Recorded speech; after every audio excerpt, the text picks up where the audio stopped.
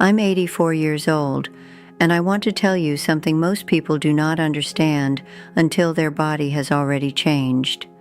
After 70, your body does not ask for your permission.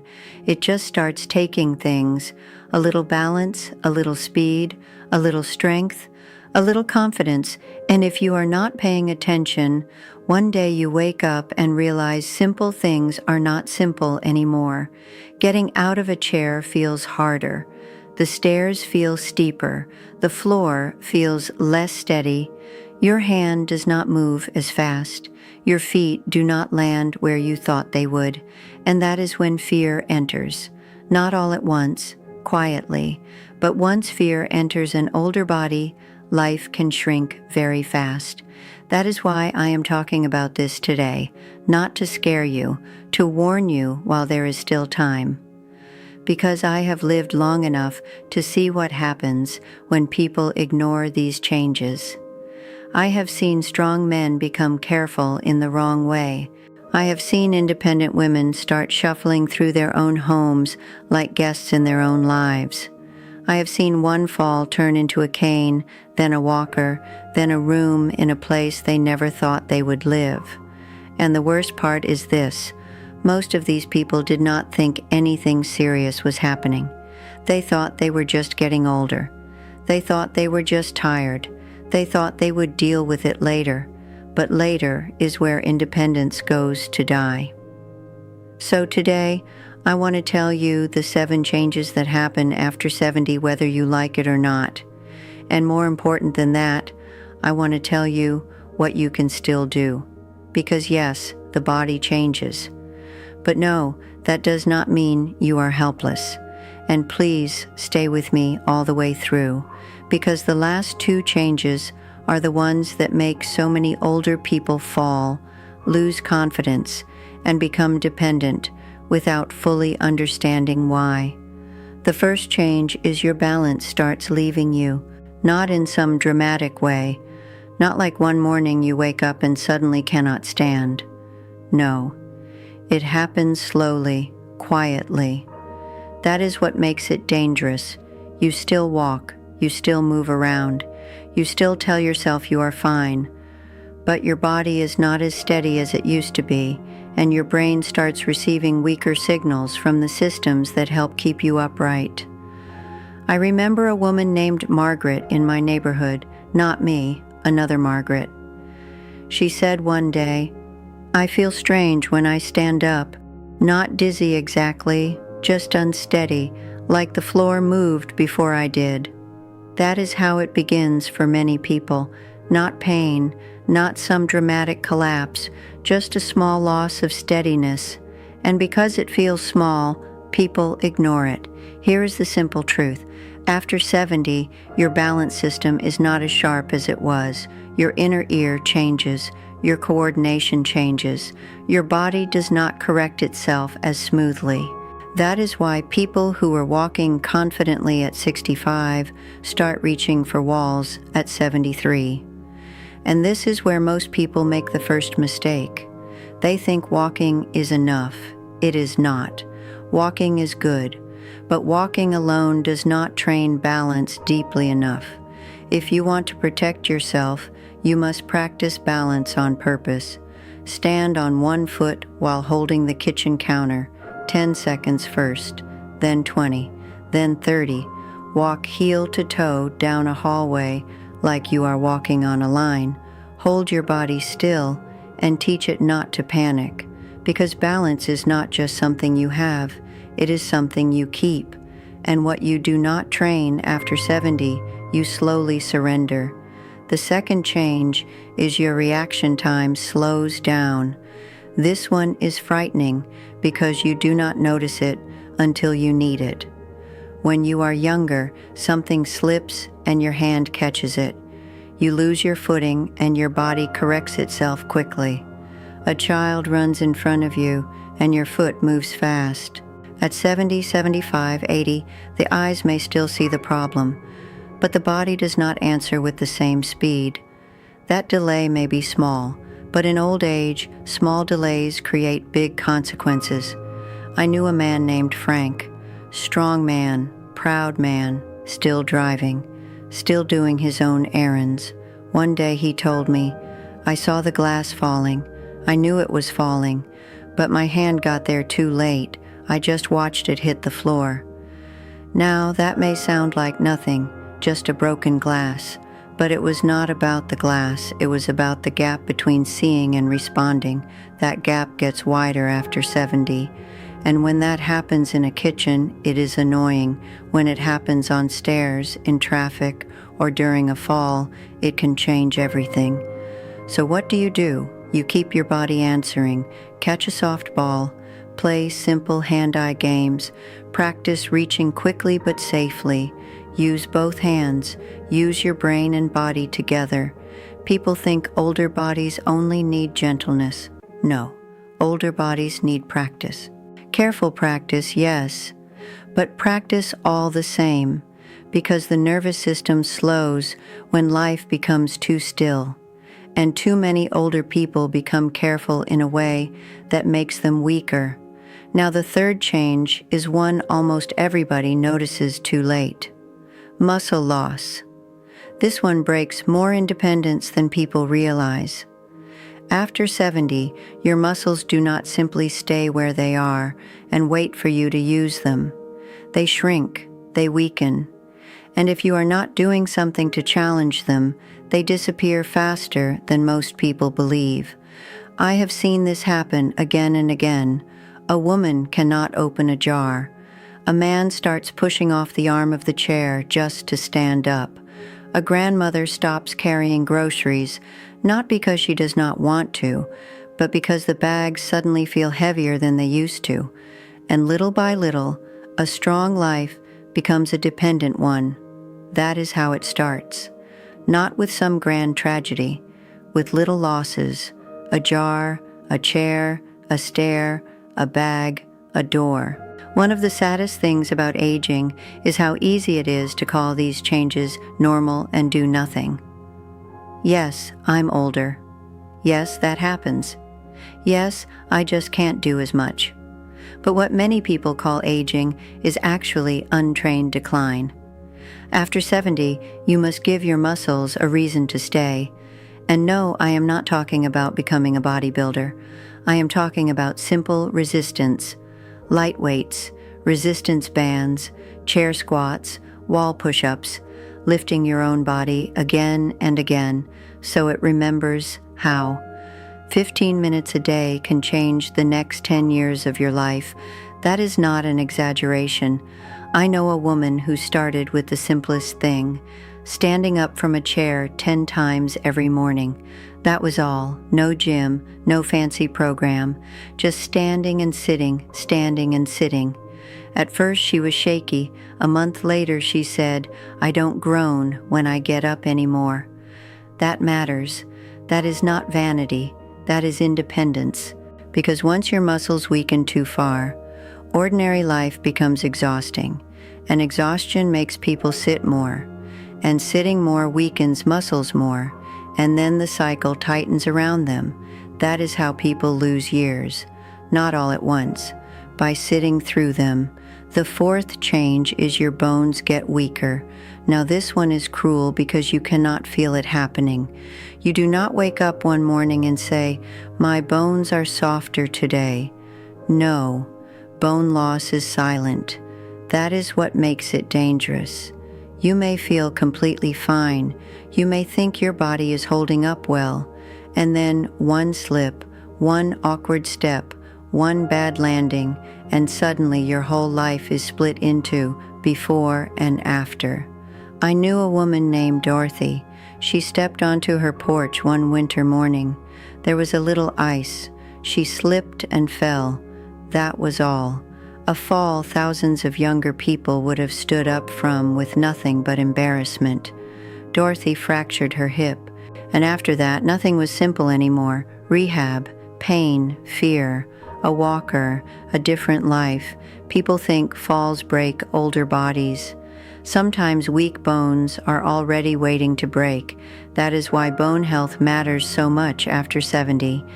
And this is another place where people get lazy with the truth. They say, "I walk every day." Walking is good, but bones also need challenge. They need stress. They need enough pressure to remember they are supposed to stay strong. That can mean light impact if your doctor says it is safe. That can mean strength training. That can mean enough calcium, enough vitamin D, enough protein, enough sunlight, enough movement that your bones know they are still needed. Because weak bones do not just mean fractures. They mean fear. And fear changes how a person lives. After one bad fall, people stop trusting their own body. And once trust goes, movement goes with it. The fifth change is one most people have never even heard named properly. Your body begins losing its sense of where it is in space. That sounds strange, but let me explain it simply. When you walk up a step, your brain is supposed to know where your foot is. When you reach for a railing, your body is supposed to know where your hand is without staring at it. When you step over something, your foot is supposed to rise enough. After 70, that sense becomes less accurate, and that is why some people trip over things they clearly saw. It is not only eyesight, it is not only weakness, it is the body's internal map becoming less exact. I once heard an older man say, "I knew the step was there, I just didn't clear it." That sentence says a lot.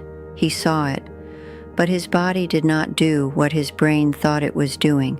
That is how many falls happen, not from blindness, from misjudging your own movement. So what helps?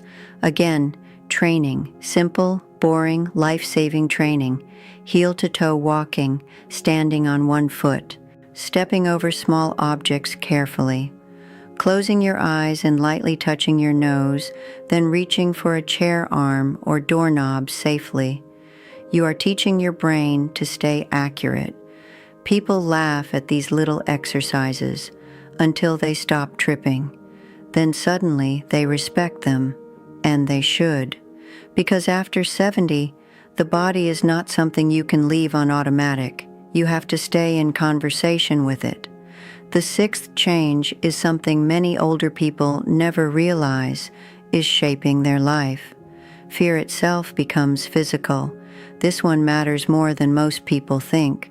A person falls once, maybe not even badly, just enough to scare them, and after that, they start moving differently. Smaller steps, stiffer legs, hands reaching for furniture, body tense before every turn, mind already expecting disaster. And the terrible thing is this, that fear often makes another fall more likely, because a tense body is not a balanced body. A frightened body does not move naturally. It braces, it locks, it hesitates, and hesitation in the wrong second can send you straight down. I knew a woman named Helen. She slipped in her kitchen once, no broken bones, only a bruise. But after that, she was different. She shuffled. She grabbed every table and counter as she walked. She looked at the floor like it had become an enemy, and when I watched her move, I could see it clearly. She was not only afraid of falling, she was moving like someone who had already started falling in her mind. That is what fear does. So if this has happened to you, hear me carefully. You are not weak. You are not foolish. But you must address the fear, not obey it. Practice walking normally again. Start in a safe room. Move with support nearby if needed. Let the body remember confidence, not reckless confidence, steady confidence, because confidence is not just emotional. It changes how you place your feet, how your hips move, how your arms correct you, how your brain judges risk, and older people need that confidence if they want to stay free. The seventh and final change is the hardest for many people to accept. After 70, your body punishes delay more quickly. That may be the clearest way I know to say it. At 30, you can ignore a problem for a while. At 40, maybe still. At 50, less safely. But after 70, delay becomes expensive. Ignore weakness, and it grows faster. Ignore poor balance, and a fall finds you sooner. Ignore bone health, and one bad landing becomes a fracture. Ignore fear, and your world gets smaller every month. That is why so many older people say, "It all happened so fast." Often it was not fast, it was quiet. Then one day quiet became visible, and now let me bring all 7 changes together. After 70, your balance gets weaker, your reaction time slows, your muscles shrink, your bones weaken, your body loses some of its internal precision, your fear starts affecting movement, and delay becomes more dangerous than it used to be. That is the truth, not a pleasant truth, but a useful one, and useful truth is worth more than comfortable lies. Now I want to tell you what to do, not tomorrow, today. First, practice balance every day. 1 foot, 10 to 30 seconds. Hold a counter if you must, but do it. Second, strengthen your muscles. Chair stands, resistance bands, wall push-ups. Do not wait until weakness announces itself loudly. Third, train your movement. Heel-to-toe walking, controlled stepping, slow, careful body awareness. Fourth, protect your bones. Eat properly. Move properly. Ask for the tests you need. Stop assuming that feeling fine means everything is fine. Fifth, train your reaction. Catch, reach, respond, stay engaged. Sixth, do not let fear take over your body. Respect risk, yes, but do not worship it. And seventh, stop delaying. This may be the most important lesson of all. After 70, the body wants evidence that you still plan to use it. Give it that evidence, because I have seen something beautiful too. I have seen older people get steadier, stronger, safer, more confident, not younger, but more capable. That matters. We spend too much time talking about aging like it is only loss. It is loss, yes, but it is also adaptation, and adaptation is still power. I knew a man who started standing on 1 foot while brushing his teeth. A silly little habit, that is what he called it. 3 months later, he said he no longer reached for the wall when getting dressed. I knew a woman who started doing chair stands every morning while the kettle boiled. By the end of the season, she was getting in and out of the car without groaning. These changes matter, not because they make you look young, because they let you keep living your own life. And that is what this is really about. Not vanity, not perfection, independence, dignity, safety, the right to stay in your own home longer, the right to trust your own legs, the right to move through life without feeling like one bad step will take everything from you. So yes, after 70, things happen whether you like it or not. That part is true, but helplessness does not have to be one of them. That part is a choice, an everyday choice. Small exercises, small discipline, small honesty, small attention to what your body is whispering before it starts shouting. I am 84. And I can tell you this with all the seriousness of someone who has watched many people grow old around her. The body changes. That is life. But the people who do best are not always the youngest looking or the luckiest. They are often the ones who stopped pretending and started preparing. That is who stays stronger longer. That is who keeps confidence longer. That is who keeps more freedom. So if you are over 70 or getting close, do not wait for a fall to wake you up. Do not wait for weakness to embarrass you. Do not wait for fear to shrink your world. Start now. Train now. Pay attention now. Because the goal is not to win against age.